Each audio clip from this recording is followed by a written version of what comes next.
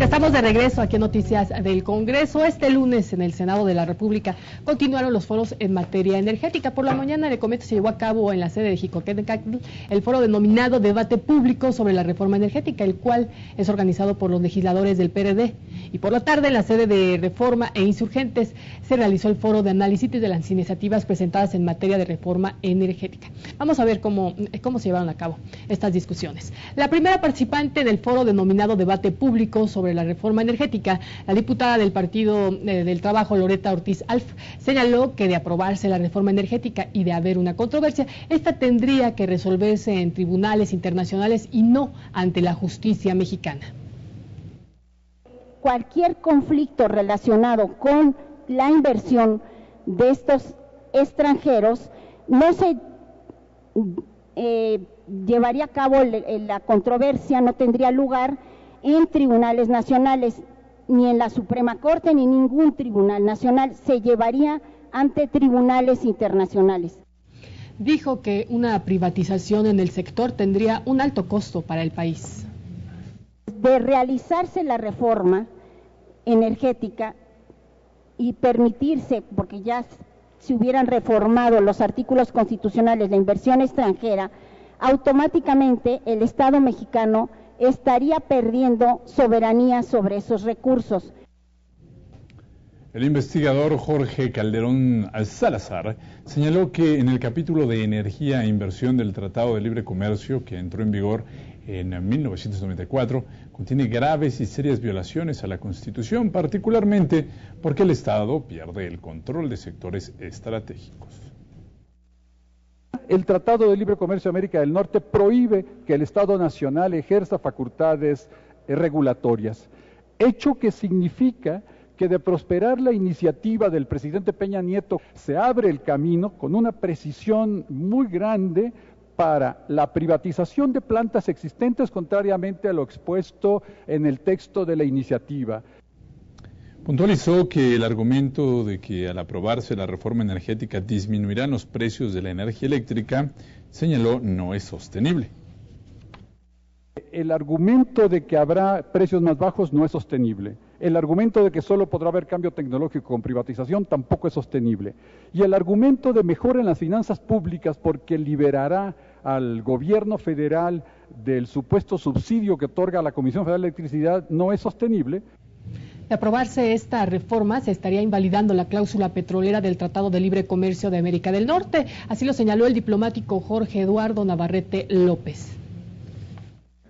Automáticamente queda sin efecto la llamada excepción energética o reserva energética o petrolera del NAFTA y en consecuencia todas sus disposiciones, enormemente lesivas para diversos aspectos de la soberanía nacional.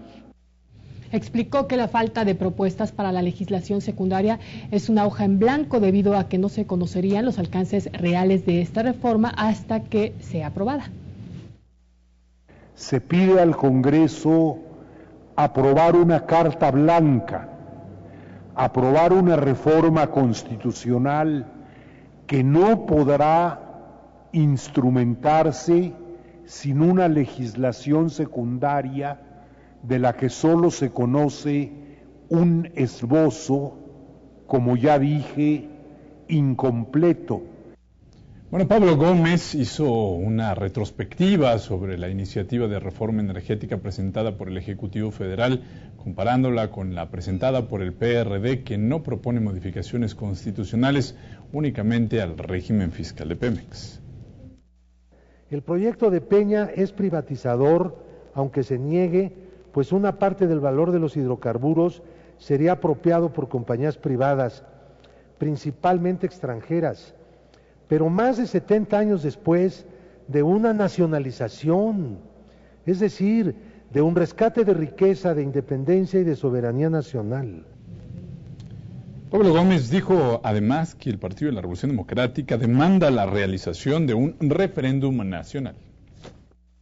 La prevaleciente polarización política interna podría alcanzar un punto de entendimiento mediante la conformación de una mayoría con conciencia histórica que no esté dispuesta a entregar parte de una riqueza que México conquistó en el pasado mediante una gesta histórica de trascendencia mundial.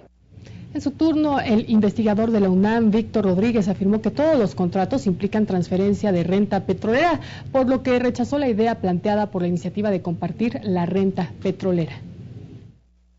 Para aguas profundas, yacimientos marginales, Cantarell u otros yacimientos, llego a la misma conclusión.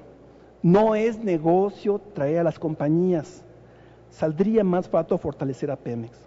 El físico y maestro en ingeniería energética por la UNAM recordó además que el año pasado el costo de operaciones de Pemex fue de los más bajos entre las empresas petroleras internacionales. ¿Por qué vamos a cederles el negocio? ¿Por qué vamos a cederles si los costos van a ser mucho mayores que los beneficios? No es un asunto de nacionalismo. Es un asunto de negocio.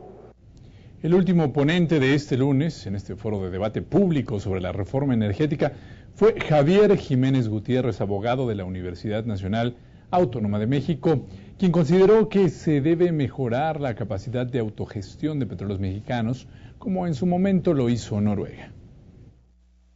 El caso noruego es quizá el más alejado del espíritu de la reforma energética planteada por el Ejecutivo. Antes de los 70, Noruega no contaba con una industria petrolera, que lo que convenía a sus intereses era la creación de una empresa estatal fuerte.